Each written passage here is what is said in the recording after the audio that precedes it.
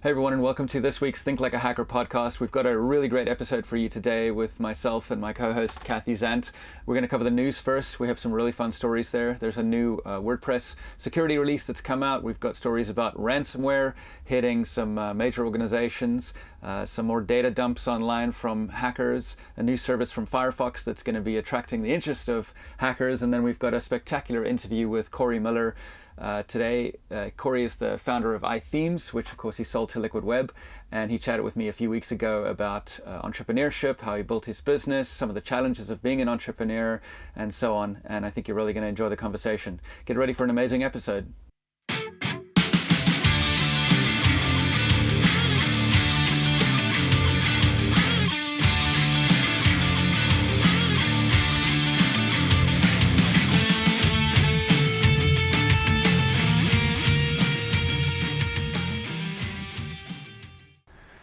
Hey everyone, this is a breaking news segment. We've got a vulnerability in a plugin that emerged within the last sort of 72 hours, I would say, and our team has done quite a bit of research into it. We published a blog post over the last couple hours about this, and we wanted to get this in at the last minute. So I've got Mikey Veenstra on the line, and we're just going to start off the podcast chatting about what exactly is going on.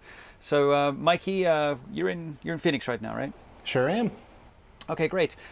So can you tell me what plugin is affected? So the plugin is Easy WP SMTP. It's a WordPress plugin used to help admins configure outgoing SMTP connections for the email from their site. Okay, interesting. And what versions are affected? The only version that's affected is 1.3.9. The vulnerable code was functionality that was added in that version and then patched in the next one. Okay, and is this plugin quite popular? It's pushing 300,000 active installs, so yeah, it's pretty popular. Oh boy, so pretty big impact. And are we seeing exploits in the wild yet? Or? Yes, the vulnerability is seeing two different active exploit campaigns, but both of them are starting with the exact same exploit script that was used in NinTechNet's proof of concept from the original disclosure. Okay. And are all sites that are using this plugin vulnerable? Any site that is on the vulnerable version, yes. Oh wow. Okay. And if an attacker exploits this vulnerability, what does it give them? Do they have total control of the site, or they can get it? So what the vulnerability is, the version that is being exploited allows an arbitrary options update. It's very similar to what we'd seen in the past, where an hacker can enable user registration, and then they can change the default role of new users to be administrators. So what's happening is now anybody can create an account, and that account will happen to be an administrator. That's interesting. I mean, that sounds awfully familiar, doesn't it? We've seen this fairly recently, this this modus operandi. Yeah, it seems to come up just about every time anything comes up these days. Well, the fact that an attacker is going in and using the fact that the vulnerability gives them access to the options table to modify the way the site works, in that any new accounts that are created are administrator accounts, right? Yes, and as we know with WordPress, if you're an administrator, all bets are off. I mean, if they get admin access to a site, now they can upload a malicious plugin with a backdoor in it, or any other combination of next steps. In effect, they are you. They have as much access to the site as you do, as its owner. Interesting. So can you talk us through the mechanism of the vulnerability, maybe the technical aspects of what the actual security hole is that's giving these attackers access to WordPress websites? Sure. It's caused by a couple of stars aligning here. So the first thing is the action is it's a settings import function in the plugin. So the idea being you can export a text file with all of your existing plugin settings, and then just stick that text file in all of your other sites, or after you migrate or something like that. The vulnerability comes from the fact that anybody can access that functionality. It's hooked into the admin init action in WordPress, so that runs anytime somebody hits WP admins index or admin post.php or admin ajax.php. So that code runs, and then what it's doing is it looks for the presence of this import file. And if that file is present, it will unserialize the contents of it, which by itself is dangerous, and then it will apply every key value pair present in that file as options updates in the database. It doesn't do any capabilities checks, and it's on a function that's publicly accessible, so it's pretty wide open. Okay, so it sounds like the issue here is, you know, and I don't think anyone's blaming the developer here at all. We all write bugs, and sometimes those bugs are vulnerabilities, and sometimes they're just boring old bugs. But what seems to have happened here is it was a lack of sanitization on incoming data, and then also an object injection vulnerability, right? Well, the object injection vulnerability is there because of the unserialized behavior. I haven't seen any of that being exploited just yet, but in patched versions, the vendors have added a capabilities check so that it only runs if the user can manage options, so that limits it to admins or other custom roles with similar powers. It also prevents the updating of arbitrary options values. So instead of it being able to change any option in the database, now it's only looking at a handful of options that are supposed to be impacted by the plugin. Gotcha. All right. So in the original version, it was just a free-for-all. The way it was written is the application would just accept any sort of key value pair in terms of options and go ahead and update that. And now it's a limited set of things that you can do, and it's also checking your permissions, right? Yes. Yeah. It used to be a very friendly key value for each sort of loop. Gotcha. All right. Well, really interesting. So does Wordfence protect users against this? Yes, yesterday we released a new firewall rule, so any premium users are protected. Free users will get the new rule in 30 days. It's recommended that everybody just go ahead and update regardless, just to make sure that nothing else gets through. But yes, premium users, even if they were vulnerable, they're safe. Okay, interesting. So now I guess there's an interesting angle on this story, or an interesting aspect to it, and that is that a proof of concept was released for this vulnerability, which basically allowed anyone to exploit a site that is vulnerable. And I assume the idea is there to give researchers and other vendors and firewall vendors and so on the tools that they need to check if something is vulnerable and to see if their, let's say, firewall protects against this particular vulnerability. But what we're seeing is that attackers are using this proof of concept verbatim, right? Yeah. So even down to the checksum that's in the exploit, the initial vector that's being used to turn on that rogue admin capability, it's pound for pound the exact same thing that was in that proof of concept. Wow. And so I guess the payload that the attacker injects, or that the proof of concept injects, that's part of the proof of concept, and that's what we're seeing that is identical to what was published by these researchers, right?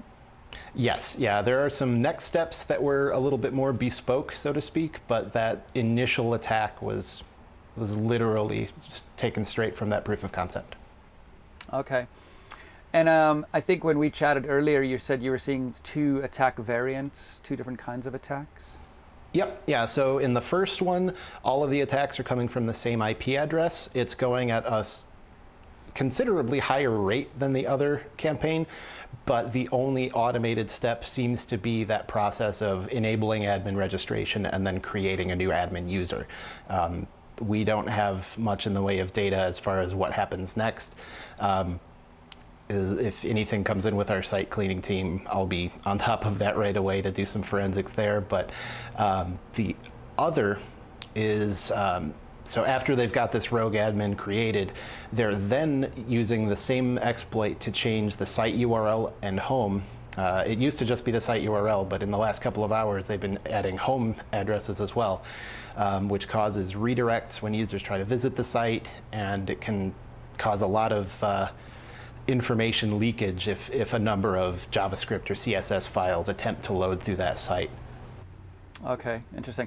Now, I mean, not to throw you under the bus or anything, but do you have a sort of a philosophical view on whether this POC was published too soon or at just the right time, or if that could be handled differently? Well, it's tricky, right? So, according to them, it was under active attack in the wild. And from my point of view, if an exploit is already in the hands of the bad folks, keeping that sort of thing under wraps only keeps it away from the good ones. It adds a lot of research time, and it really just helps speed up the process of rolling out things like for an enterprise's intrusion detection system, or for some poor SOC analyst looking at all these requests trying to make heads or tails of what's good and what's bad.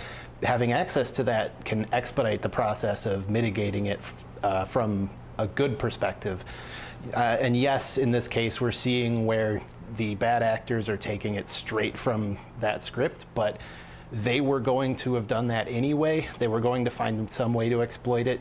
The amount of time saved on both ends is, it's about the same, but in my opinion, saving time for the good actors is more of a benefit than sort of trying to hide it from the bad ones who are just going to figure it out in another 20 or 30 minutes anyway. Yeah, interesting. Okay, well, thanks. So once again, the name of the plugin, would you mind sharing that just for the audience? Yeah, it's easy WP SMTP. Okay, and the version that they should upgrade to once again is? 1.3.9.1. All right, great. And I guess we published a blog post that goes into some more detail a few minutes ago on the Wordfence blog, right? Yep, yeah, so that's live, and it includes some indicators of compromise for admins to take a look at, just in case they want to take a look at their own logs or their database or anything like that. Great. All right, Mikey, thank you so much. And just for fun, we've got a sunset busy happening over here, so I'm going to point the camera for our audience at the sun, and I will chat with you later. Have a wonderful evening. You too. Bye-bye. Okay, bye. All right, welcome to Think Like a Hacker. Kathy, how's it going over there? You're not in Phoenix today, right? I'm not in Phoenix. We just finished up with WordCamp Miami, so I'm enjoying this lovely beach weather here in Florida. I'm actually in Vero Beach. Nice. Are you going to have a chance to do any touristy things while you're out there? I hear a mouse is going to be involved, Disney, with the kids, awesome. So it's fun. Awesome. All right, sounds good. Well, I am in Huntington Beach today, and that's the scene that you see behind me. We're parked at the beach in my trailer Max, and it's actually kind of nice today. A little bit overcast, but a little bit cooler, so it's really pretty out there. Let's dive straight into the news, and with our first story, we've got WordPress releases 14 fixes in their latest security update, and that was WordPress 5.1.1.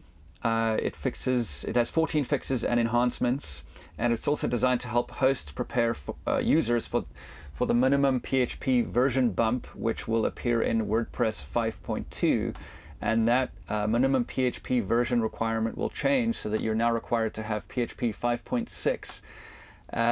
The 5.1.1 release of WordPress also includes 2 fixes for an XSS on WordPress comments, which is pretty serious.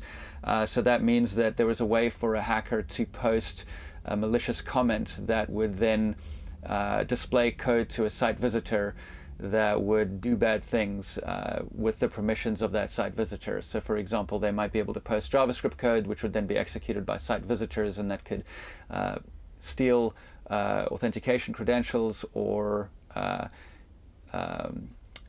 launch XSS attacks on services that user has access to. And so they fixed that in WordPress 5.1.1. And Rups actually discovered that vulnerability, and you can read about that on the Rups Tech blog, which we'll include in the show notes. So congrats to them. And that and all other disclosures for WordPress 5.1 were made confidentially to the WordPress security team, and they quietly fixed that, released it to their users, and then of course this data has been released to the rest of the world, which is how we do confidential disclosure these days of vulnerabilities, which is awesome. And the WordPress core security team actually gives some kudos to the security researchers in their blog post, which is great. It's really great to see researchers and vendors working in concert to keep the end user safe, isn't it, Kathy? It's awesome. It's great to see security researchers really partnering with putting the end users, their needs first. So I think it's great. For sure, yeah. And so you've got a story about, I guess we can finally say that WordPress is a third of the web now? We can, as of March 15th. This was on WordPress.org. Juice DeValk posted that we can now finally say that WordPress is powering 1/3 of the top 10 million websites, according to W3 Techs. That market share has been growing steadily, and when you have one content management system that rules them all, it becomes very attractive, doesn't it, Mark, for malicious? Yeah. I guess your return on investment, if you're a bad guy and you're looking for vulnerabilities in a platform of some kind, if you discover one in a platform that is used by a lot of people, or in the case of WordPress, one that is used by a third of all websites, or at least the top 10 million websites in the world, that is a huge win for you, because you've done a little bit of work and you can just kind of reap the benefits of that work over and over and over until you've compromised a third of the web, yeah?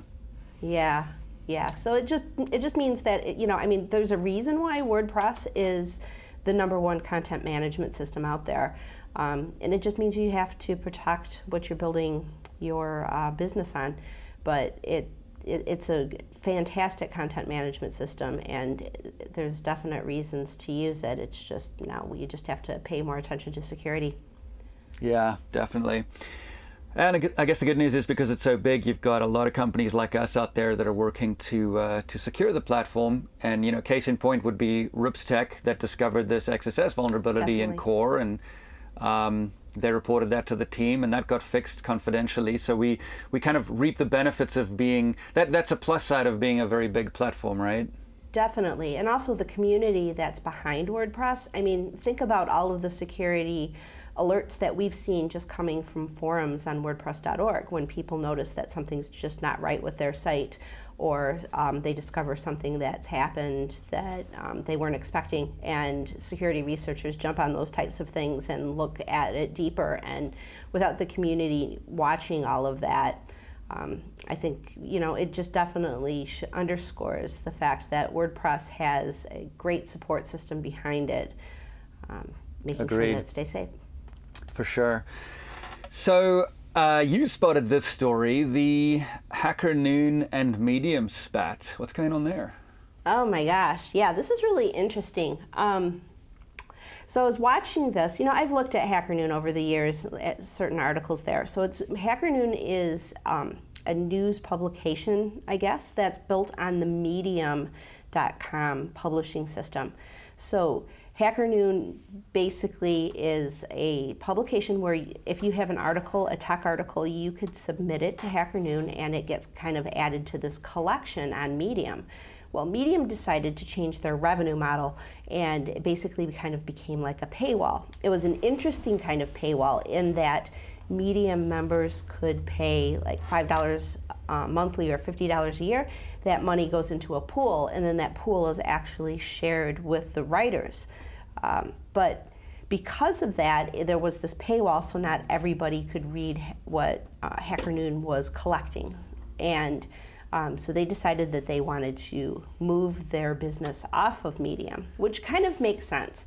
I know a lot of people who have built businesses on the Facebook platform, where they have groups or they have pages, and so much of the interactions that they have with their customers happen on that platform. It's kind of like building your business in, say, the state of California, but then state of California changes the rules of the game. So Hacker Noon wanted to move, and they had a crowdfunding campaign, which looks to be successful. But then an email went out to the members of Medium who were submitting articles to Hacker Noon, basically saying that the content that was part of Hacker Noon didn't belong to Hacker Noon. Now they owned the domain, they had a business, licensed, but that content actually belongs to Medium. So we'll add some show notes where you can see the actual email that Medium sent out, saying that publications on Medium are bound to Medium's terms of service.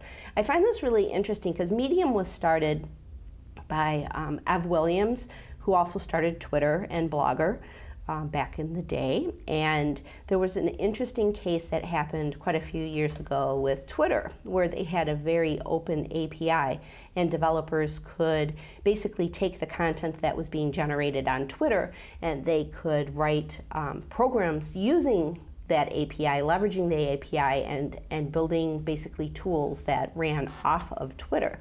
And they started tightening that up and changing that because they wanted to monetize Twitter. And it kind of left some of the developers out in the cold. So this instance with Hacker Noon, it's kind of like the same type of thing, Mark, don't you think? Except this time it's now content creators who are being left out in the cold. Yeah.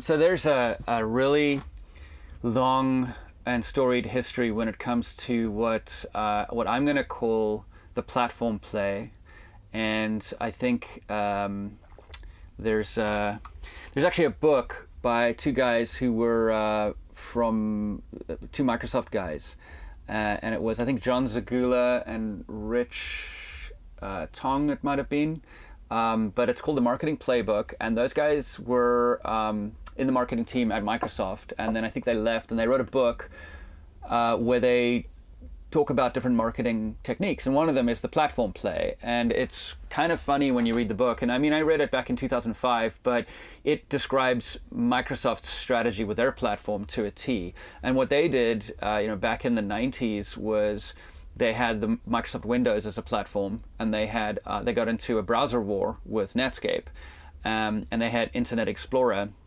and they leveraged the fact that they controlled the platform to market their browser. And of course there were court cases about that and so on, but that's an example of a company that builds a platform that attracts developers to that platform, and basically they benefit from people making stuff for that platform, and then they kind of switch and they say, okay, well, we're going to cherry pick certain things that the developers are doing. And you saw the same thing with Twitter, with their API that you mentioned, Kathy, where Twitter benefited from developers kind of boosting the platform. Right. And then at some point they said, okay, well, now we need to figure out how to make money. We're going to look at taking control of that API and giving ourselves access to things that developers don't necessarily have access to. And they basically changed the terms of service there. And then I think with Medium, the parallels is that it's not developers, but it is people that are creating content for this platform.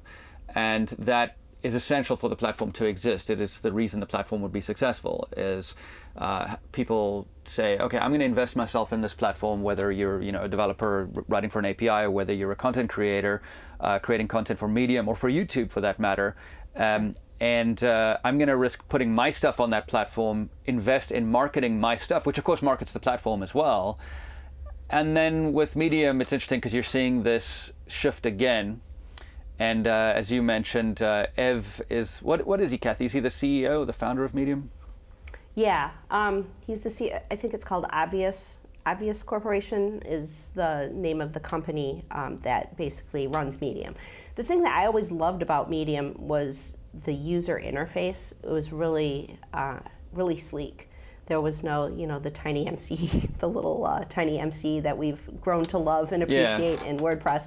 It was a really sleek interface, and a lot of Gutenberg-esque types of tools that allowed you to just be in the browser and seamlessly publish. I've obviously been very passionate about content and getting content online, but the problem that I've always had with places like this, Facebook also, is that you really are building your house on somebody else's property, and you have terms of service that you have to agree to. You have limitations on how you can publish, and that's one of the reasons that I always came back to WordPress over the years, is because of that open source methodology that you can take this source and basically do with whatever you want. And I really am passionate about the fact that I can take that and set up my own state and publish the way I want to and extend it the way I want to, and other people can too. And it's really unfortunate that Hacker Noon has to go through all of this, but I think there are a lot of lessons that we can learn, and that business owners and small businesses and large businesses can learn from how, not only how you publish online, but how, if you do crowdsource content or development, how do you treat those who help you, build that empire, Yeah, for sure. I'm going to read the entire email just for context. Okay. And just, to be clear, this is on Hacker News or news.ycombinator.com. Someone posted it, someone called T. Schellenbach. And so I never received this email. I'm reading it off there. I'm assuming that it is actually the exact email that Medium sent out. And so it says, "Hello. We are writing to you today because you may have received communication regarding your posts that are part of Hacker Noon, and we wanted to clear up some confusion that we've gotten from writers who received this email. First, we want to clarify that your content is published and hosted on medium.com. Hacker Noon is a publication that exists on the Medium platform. You own the copyright to and have complete control over all the content you publish on medium.com. This is regardless of it being part of any publication, including Hacker Noon. These are your rights as defined in our terms of service. Any Medium user can create a publication on the Medium platform to organize a team of writers and their posts. And while Hacker Noon may appear to be an independent website, it is not. It is a container that exists on the medium.com infrastructure, much like a Facebook page. Publications on Medium are bound by the Medium terms of service, and they have no right to your content that you do not explicitly grant them. That includes exporting, copying, or reposting your content to any website that is not medium.com. If you do not want your content to be moved from medium.com to the new hackernoon.com, you should not consent to the email. Your posts will still be available on medium.com. Additionally, you can remove your posts from Hacker Noon or any Medium publication at any time. Simply navigate to the post, click the ... menu in the lower right-hand corner, and remove the post from the publication. Watch this video for more details, and presumably there's a video link. Apologies for any confusion, and please let us if you have any additional questions or concerns that we can clear up for you. I think there's a little grammatical error in there. Thanks for writing on Medium user services." And so it's interesting because if you look at this through the lens of an end user, you might think, oh, wow, this is kind of nice. Medium is looking out for my rights as a content owner. I own my content. My content is currently on Medium, and I can choose to move it or not. And so that makes you feel all warm and fuzzy. But then on the other hand, if you look at this through the lens of Hacker Noon, you're horrified because you're thinking, well, if I'm a business, I'm going to use Medium as a platform to run my business. I have outsiders that are contributing content to that. Actually, Medium owns everything, including the relationship with the end user, and I'm completely up the creek. Right. And there's a couple of phrases in here that really kind of caught my eye.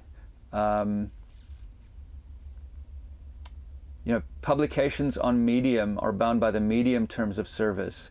They have no right to your content that you do not explicitly grant them. And then the other thing that I really caught my eye is where it says, while Hacker Noon may appear to be an independent website, it is not. Bam, slap in the face, right? Yeah. It is a container that exists on the medium.com infrastructure. Right. And that really horrified me, right? I mean, how would you feel if you're running any kind of business and you're not, you're not really a website, you're just a container on our stuff where we control the terms of service, right?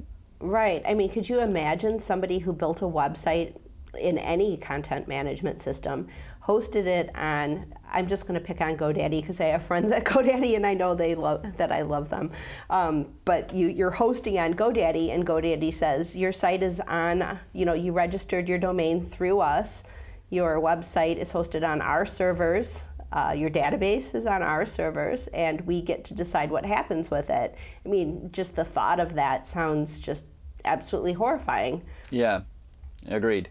And it is horrifying in the WordPress world because we're used to having the freedoms that we have. We know that we've built our content and you know, to be very clear, it's our content, right? We own the website. In other words, we you know, it's our thing. Anyone that contributes content to our website, we can dictate the terms of service and so on, which is really great. And in our world, in the WordPress world, if you're running a website on a hosting provider, as you put it, and that hosting provider says what you just described, Kathy, you'd be like, "Whoa, what are you smoking exactly?" Yeah, Because you know, I'll just take my entire database. I'll take a dump of my MySQL database. I'll take you know, everything else that I need, my theme and so on, and I'll just move it somewhere else, and I'm, you know, kind of good to go on a different host because I don't like how you're behaving. But with Medium, oh no, it's a different story, right? Yeah, it's a completely different story. But you know, it's very similar to how Facebook works with the Facebook page, or you know, I mean, you can supposedly export all of your information out of Facebook, but you're still beholden to how Facebook is running things. And there's so many people who have built entire businesses publishing content on sites like that, or even Instagram, and people are just, you know, sharing pictures and whatnot, but they're also you know, basically hosting their content on another person's or another organization's property. Yeah, exactly. I'm actually, I was listening to you, but I'm also pausing just to take some photos of these giant ospreys that have just started flying outside my window over here. I don't think I caught them on. Yeah, I don't think I caught them on camera, on my video camera. But I've got the marine base is just down the way here, so these two massive aircraft just came right over the beach, which is kind of cool. Wow. One of the nice things about being in the area over here.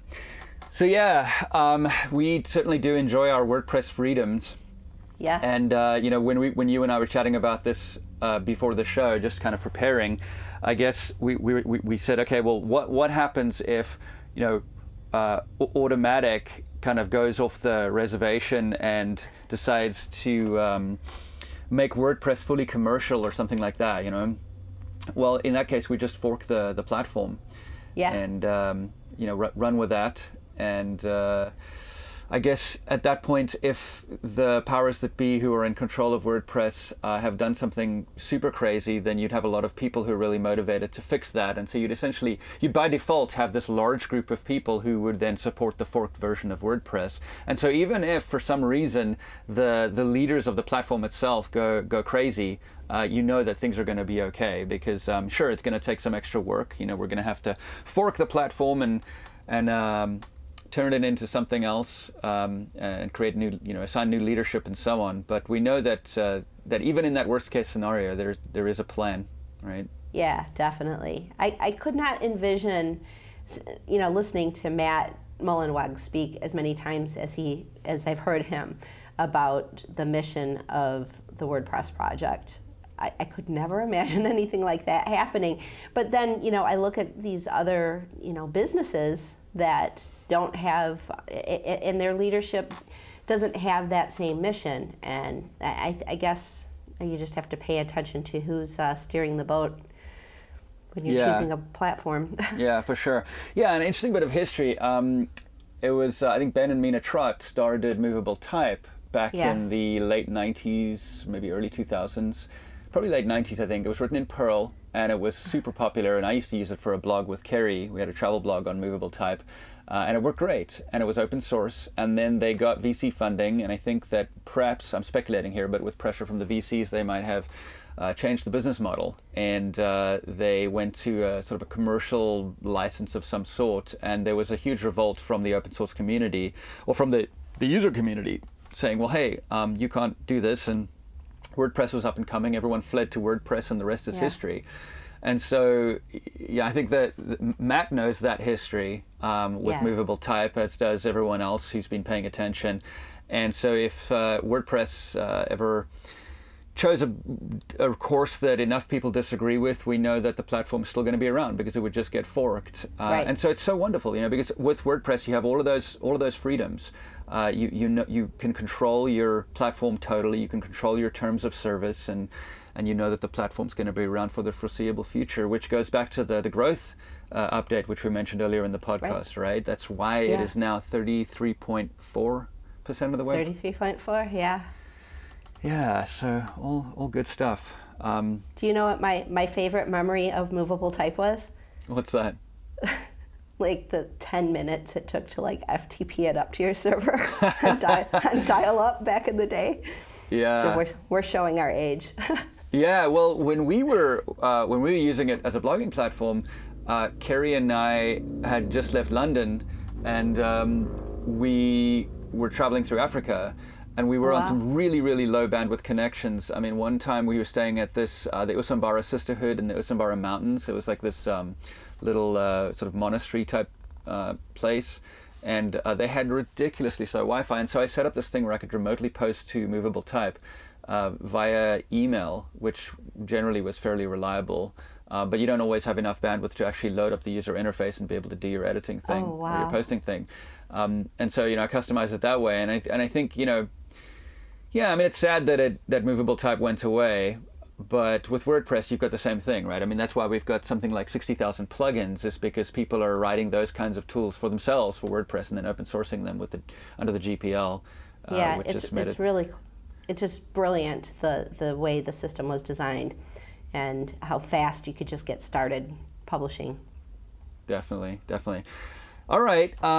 Yeah, so we got a few more interesting stories in here. The one is the ransomware hit a company called Norsk Hydro, and they're a hydroelectric and aluminium or aluminum, depending in which part of the world you live, giant, and they've been forced into manual mode after their systems were hit by ransomware. And I say forced into manual mode, but they've actually had to take a lot of facilities offline. They're actually in 50 countries around the world. And the rumors are that they got hit by the Locker-Goga malware, but Norsk Hydro haven't confirmed that. That's just kind of word on the street. And it affected their European and US network, and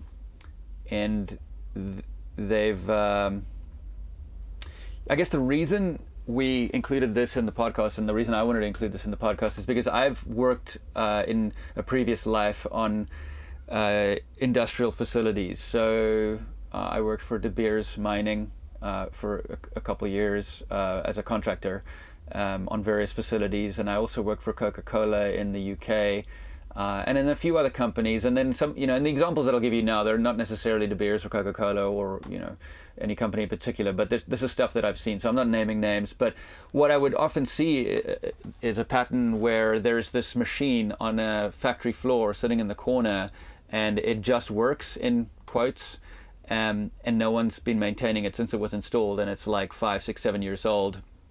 And I literally went to this support call this one time where they're saying, well, this machine keeps freezing from time to time, and as I opened the lid, there was this I think the term is a patina, like this layer of nasty dust on the motherboard that had gotten moist. It had gotten damp, and it was sparking. And as I opened the cover, this thing sparked, and finally gave up the ghost as I was watching it. But it had been neglected that much, and I guess I'm not really commenting here about neglecting hardware. And I'm sure we've got plenty of stories about hardware failing, but it's more about neglecting the software and not updating it. And leaving these machines in a corner of whether it's a factory floor or a mine or something like that, and often they'll either be online or they'll have folks loading things onto them via a flash drive or thumb drive, and they're just a really easy target. And so, the title of this podcast is Think Like a Hacker, and if you're thinking like a hacker, that is a super juicy target for you, because you know that these machines are mission critical. They're very, very important to this company, for example, Norsk Hydro, who use their machines for producing aluminium. And if those machines fail, well, it costs them a lot of money. And perhaps if the hacker asks for $50,000 in exchange for getting the machine back up and running, well, if they're losing $500,000 a day because an aluminum smelting plant is down, then it's totally worth paying the 50 grand. And so from a hacker's perspective, that's a really juicy target.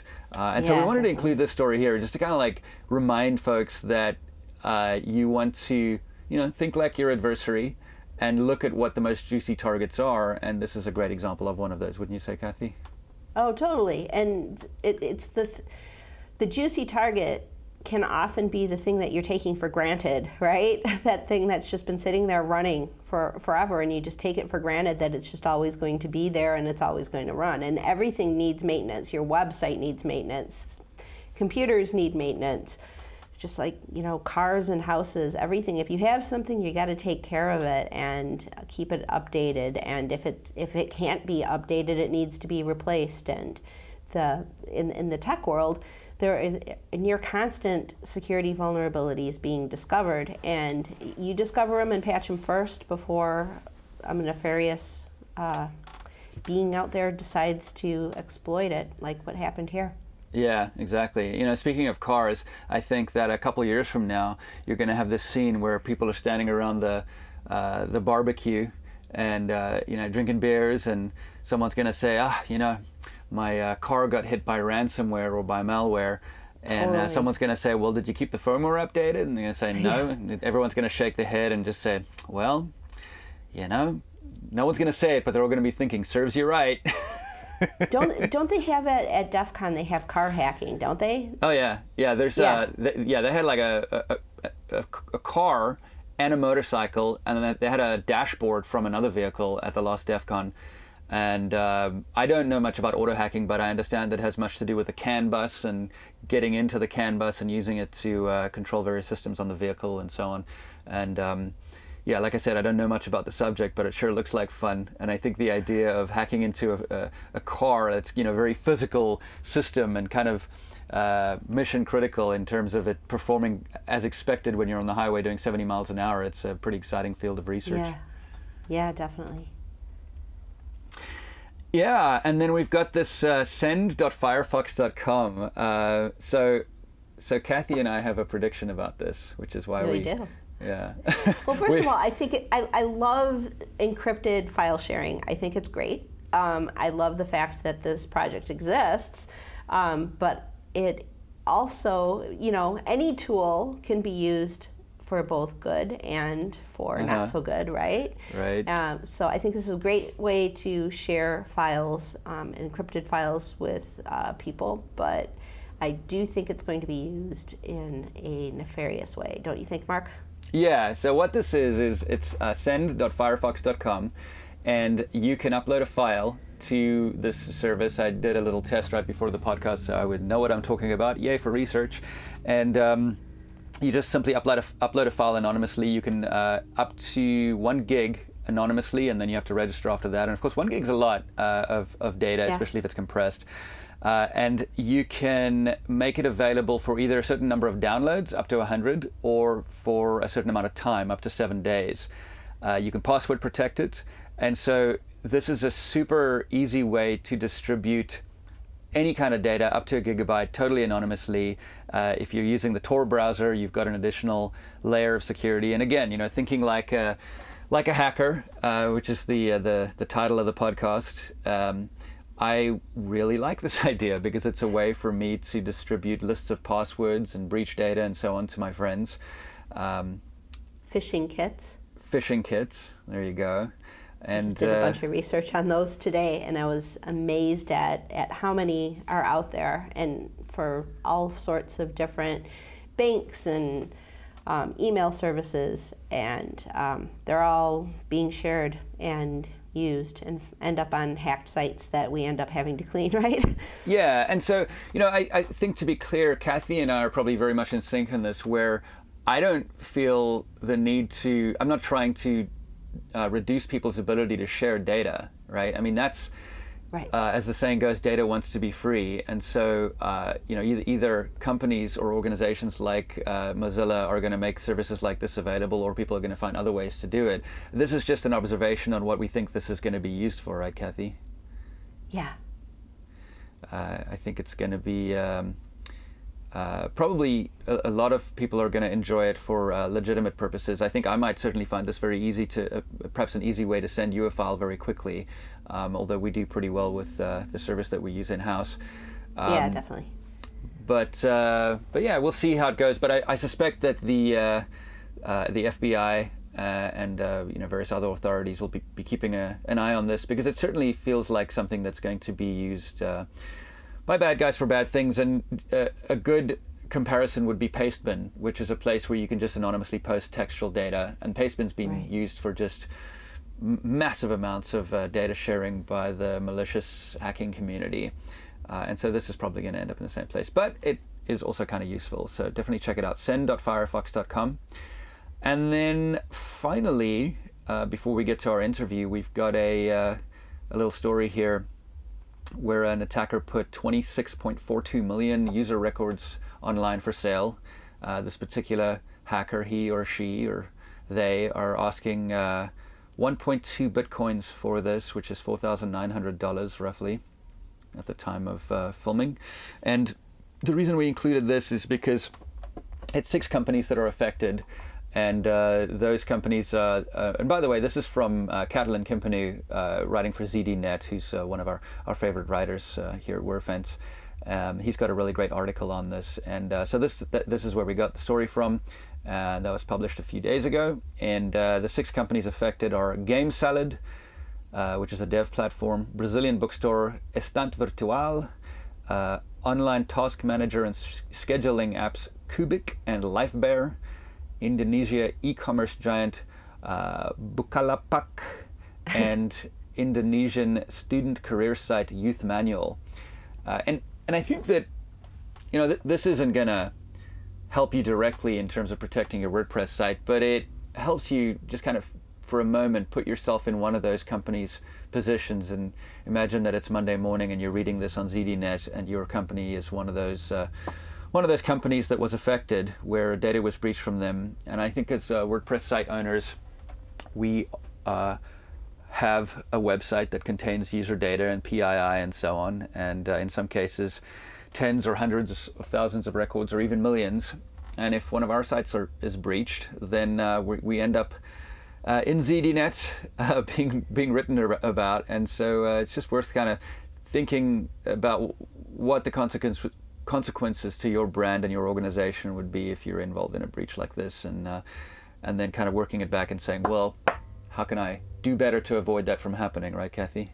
Definitely, yeah. I found it really interesting that this hacker felt that he was punishing companies for being irresponsible with customer data, like judgmental hacker going and doing this. That was fascinating.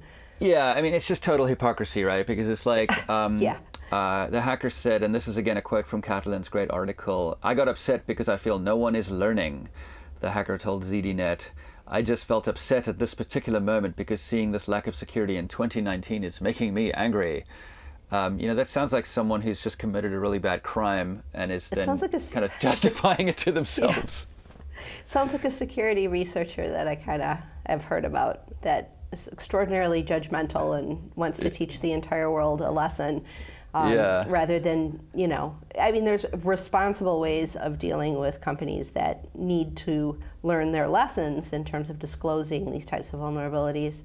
But the takeaway is to use strong hashing for stored passwords, right, Mark?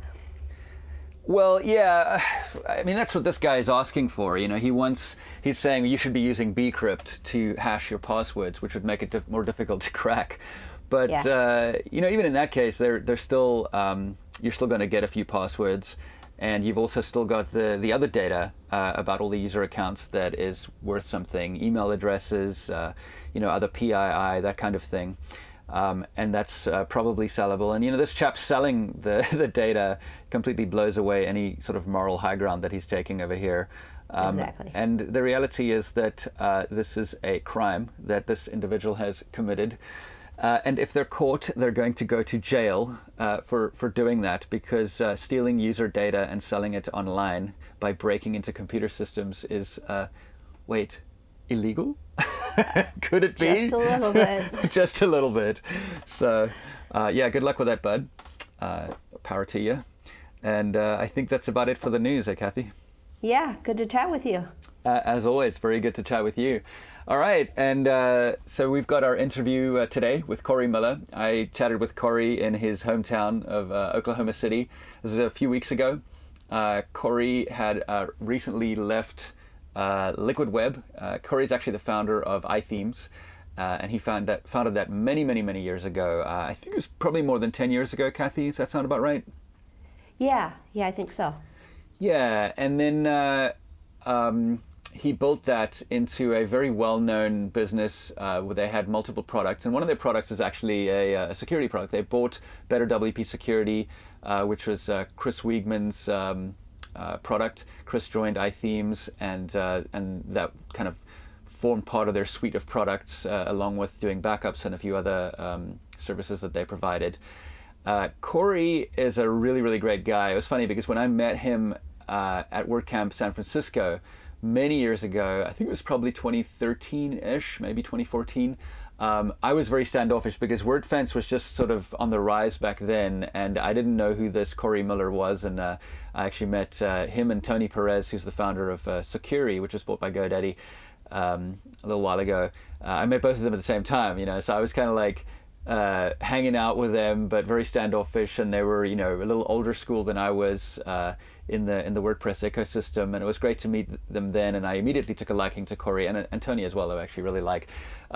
And then I've met Cory a few times since then, but I hung out with him in Oklahoma City, and we did the interview at the Museum Hotel, and we had such a great chat. And it got intense at times because I'm a company founder. I have worked hard since about 2003 full-time to create a business that is successful and grows and is self-funding and that kind of thing. And I know how hard it is. It's the hardest thing. It's one of the hardest things that you'll ever do. I wouldn't say the hardest thing. There are some very difficult things that people can do and people can go through, but it's one of the harder things that one can do is start a business. And Cory's been through that, and of course so have I, with my co-founder and wife Carrie. And so when I chatted with Cory, I really connected with him on that level, and we got pretty deep on some issues around entrepreneurship and so on, and I'll let you listen to the interview and kind of get the flavor of that, but I really enjoyed our conversation. Here is Cory Miller, founder of iThemes in Oklahoma City. Enjoy. Yeah, so this hotel 21C, I can't remember how many years ago they really revitalized this old kind of abandoned parts building. I think it was a parts assembly or something they did for one of the like Ford Motor Company or something, but and then they just kind of from the ground up, this is a unique hotel. I know there's a couple throughout the country, but this one, they have an art gallery plus a hotel. So we've actually done a staycation here. It's pretty fantastic. The little purple penguins that are out there, they move those around, the staff does. So you're like kind of feeling of movement. Yeah, the art gallery downstairs is really wicked. It's unique. And they've changed it from the last time I walked through here, by the way. So you get that feel, and then the restaurant is just incredible. So my name is Cory Miller. I am the founder of iThemes, and let's see, a father of two incredible little kiddos, and husband to Lindsay. And right now I'm exited my company about 2 weeks ago, I think, and starting on my next adventure. So in 2006, I started a blog. I had my domain name since I think 99, but I started a blog and I wanted to just share what I was learning in my industry at the time. And I wanted to change my themes. And so in WordPress, of course, I started out with Blogger and then quickly transitioned over to WordPress. And so I wanted to be able to change the design of my blog and my site. So I tried to learn some basic HTML and CSS, and then my curiosity and my learning became, okay, let's release a free theme. And now 2006, 2007, it was a different time in WordPress. And so I put my first theme out, and this weird experience happened, which I got a bunch of people asking me to do their own site for them. And I was like, I'm learning. I don't even know what to charge. And it quickly turned into this side business, freelance business that I really loved. And I got to start chasing a childhood dream, which is to be an entrepreneur full time, really. It kind of revitalized that in my life. And so I tried a bunch of different things, knowing I was a really mediocre designer. I mean, at some point I want to say I was maybe a front-end developer, but I'd never call myself that today. And then the idea, I had a good friend, Brian Gardner, who was doing the same things. He was a couple months ahead of me in things. And, started to put out what was Revolution theme back then. And so I had some partners I had met in Oklahoma City and pitched the idea for what would become iThemes. And on January 1st, 2008 launched iThemes. Now, my memory about the first couple of years of iThemes is obviously rose-colored now, rose-tinted. But I think it was really exciting. I was getting to punch my dream ticket of being an entrepreneur full-time. And so it was just me and a contractor at first. And for the first couple of months, just put out as many themes as we could at that time. We just wanted to put some products out there. And so we grew probably every month for the first couple of months until we got to the point where we go, it feels like we can hire a full-time person. So we hired our first full-time person, I want to say in May or June of that year, and then hired a couple of others around September. And by the end of the year, I think we were about four people total, and we had our first company retreat in southern Oklahoma, flew in everybody. We were remote at that time except for three of us, in Oklahoma City. And I look back at it with a lot of fondness. Got to do some cool things like plan our first retreat. When I mean plan, I mean like reserve a cabin at a lake, a state park, and drive down there and figure out how to get groceries and that kind of stuff. So first year or two was organic growth, I guess, but exciting, and trying to hang on and just go, man, I hope this bubble doesn't pop, Let's just keep going, try to drive good stuff out there and try to innovate and do more for our customers and stay relevant in the marketplace. So the first couple of years, as I recall, were probably frightening in the sense of like, is this money that last month we got in going to happen next month? We just kept chasing that with hard work as fast as we could, as long as we could. Let's keep renewing this for as long as we can. WordPress back then was definitely the wild, wild west. It was although the platform was a couple of years old at that time, but it was very much the wild, wild west. Which was fun because it was like conquering a new territory, in the sense of we were doing commercial WordPress products for the first time.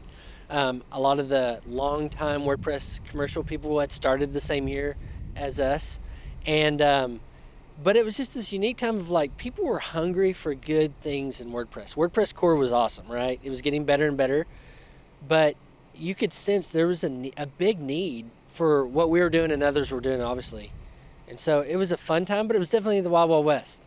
And now looking back 12 years later, 13 years later from when I initially started with WordPress, not just iThemes, it's matured and come a long way since that time, and in a good way. There's been some really good improvements, cool stuff in the community, in the product space. Now my friends that run enterprise agencies, like killing it on that level, selling to people like Starbucks, Microsoft, Disney, taking WordPress that level is pretty cool to see. So it's been a big transition for sure. What is WordPress security?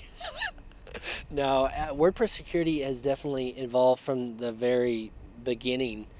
In 2008, you did things like, obviously passwords and usernames, and you didn't give those out. You hopefully tried not to use it on the same site or, multiple times. But it was probably 4 years in, I guess, when one of our guys, Christine, was, had kind of bubbled up to me that we're seeing a bigger instance of hacked sites in our community, and we're trying to help, but we're like, we don't do that, so from the beginning, it was this, WordPress eventually became a big target. WordPress, I always say, I always try to caveat this with WordPress is awesome and secure and getting better. When there's patches and things that need to happen, they happen pretty fast. Smart people watching for those type of things, vulnerabilities and things, but it just became a big target, kind of a result of its own success, where people go, okay, well, a lot of people don't up-to-date their WordPress sites. And I think over time, maybe 10-year period, you just saw that getting ramped up. And that was with the success and movement of WordPress, how it grew to the kind of thing we say now is a third of the internet. Till now, it's an issue that you can't just get a good hosting, account, a good theme. You need to also be very, very diligent about WordPress security, because that basic thing, which is just update your sites, the very basic thing you can do, make sure your sites are updated to the latest WordPress versions. But I think that's a product of its success, and But now, obviously, Wordfence, for instance, doing great work that helps people secure their sites. There's other solutions that help, try to do that, even the host trying to do more and more. So I think it's maybe a reflection of its success, but it's just part of it. And at the base, WordPress is still secure and good. So why we eventually sold to Liquid Web is a question I probably got quite a bit last year when the news came out that we were acquired by Liquid Web. And for me, it was just as simple as looking out into the landscape of WordPress and seeing that we were outmatched and outmanned. There's a lot of money coming into WordPress, and our base product, which was Backup Buddy, most of the hosts had backups as a base feature. And it was really this point in time of going, I tell people that if we had a title for the 10 years that I ran iThemes, started and ran it, it would be Stumbling Successfully. We did enough to keep relevant, keep making money, but we never did the biggest mistakes where we would fall flat on our face and, have to close the company, which was great, right?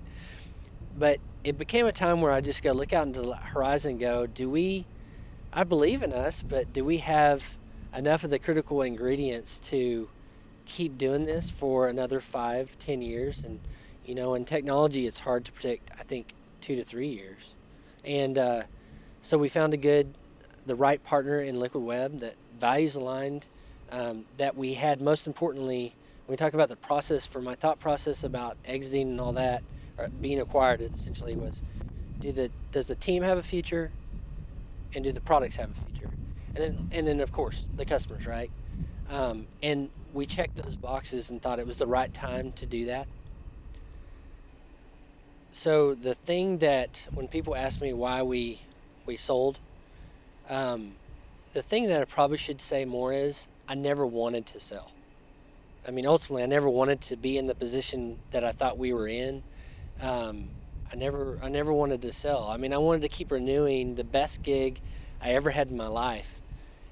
And so but I felt like this was the best choice for us, all of us, going forward. But I never thought about an exit in the first 5 years, and people started asking me, and I go, I want to keep pushing renew on this.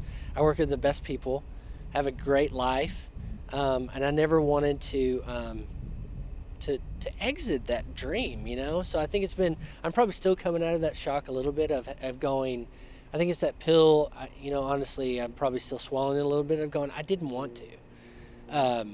I wanted to in the sense of where we were. I had to, in that sense in my mind, but I never wanted to exit. So that's probably the thing I don't share enough about, is I didn't have the desire. So as far as where iThemes sits today, part of the future I should have mentioned was that the products being integrated, sold separately, right, as they still will be, at least for what I know, for the foreseeable future. A very big investment in that, right? But the other is the integration into a hosting platform that's very powerful. So being able to offer features like iThemes Sync as part of the managed WordPress platform at Liquid Web, that's more of that connecting the dots, basically, to the future with Liquid Web, which I think is very bright. The products we offer as integrated, being installed on the platform, or eventually integrated as features. That's my hope anyway, and I think that was what we spent the last year doing, and that I hope that continues to happen. So I think that's the future for the team, the products, and the customers is that in parallel to being sold separately as long as possible. So I've been sharing my story around mental health for 3.5 years now, and for the sole purpose to end the stigma around mental health. It's so, and I say this, I was a point in my career where I wanted to share the story so that others would know they're not alone. Everybody hurts. I think a lot I'll just speak for myself, was really good at giving the PR version of life. So, for instance, the way I compare it to is the iceberg. So on top of the iceberg is the PR version. It's that everything is awesome. It's the version of life I curate on social media and life, whatever, for you. But the bottom of the iceberg is what life really is happening. It's the complete picture. And what I shared was in 2010 and 11 was depression and divorce. I was at the height of my career professionally. I was asked to be a co-author of WordPress for Dummies, All-in-One for Dummies. We hit $1 million in revenue. Things were going pretty dang cool on the surface of what people in my life would have seen at that time. But at the bottom, I was going through a divorce. I was in an RV coming back from Oklahoma City, which was cool for everybody to hear and see in WordPress, right? We did this RV road trip to Boulder. But on the below the surface was I was having calls that were just bad, right? Just that my marriage was ending. And then depression. When I walked into the counselor's office for the first time shortly after those events, and he said, "You're suffering from low-grade depression." So I share those stories because those stories are in the past, and those they have healing. Maybe they're scars, but they've got healing on them. But I share it because I want people to understand I hurt. Things have happened in my life. I've suffered and maybe currently have suffered with depression.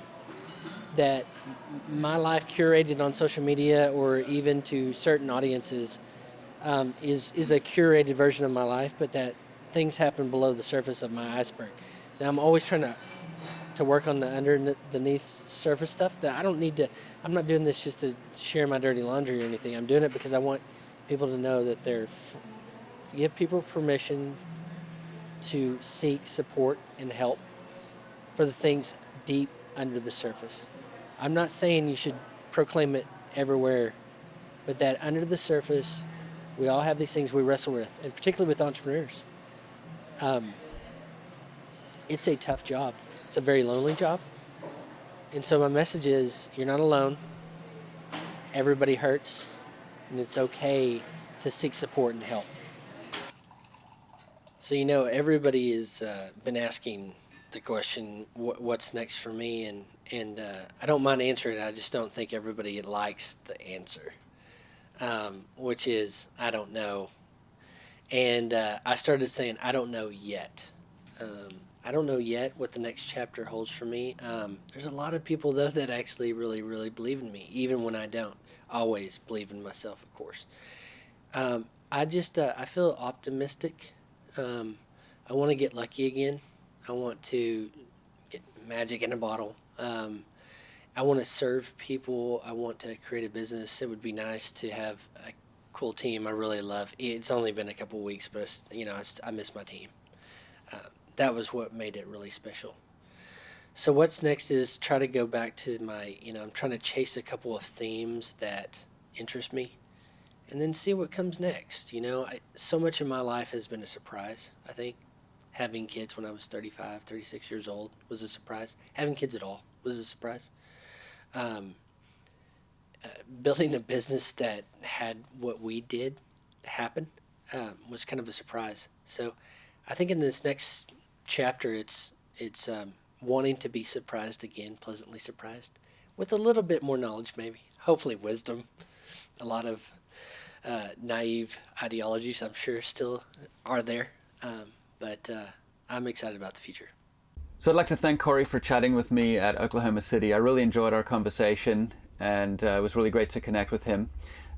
If you are at one of the WordCamps where Cory is over the next few months, I would definitely encourage you to connect with him. He's a really great guy, and his wife Lindsay is awesome as well. And we've managed to see each other at WordCamps and have become friends. So you can follow Cory. You can find his website at corymiller.com. You can follow him on Twitter at Cory Miller 303. That's CORYMILLER 303 on Twitter. You can follow Kathy on Twitter at Kathy Zant. You can follow me at mmaunder. And if you're watching this on YouTube, definitely like and subscribe. The liking helps us get the podcast out there, helps promote it, and subscribing makes sure that you get updated as we release a new podcast roughly every week.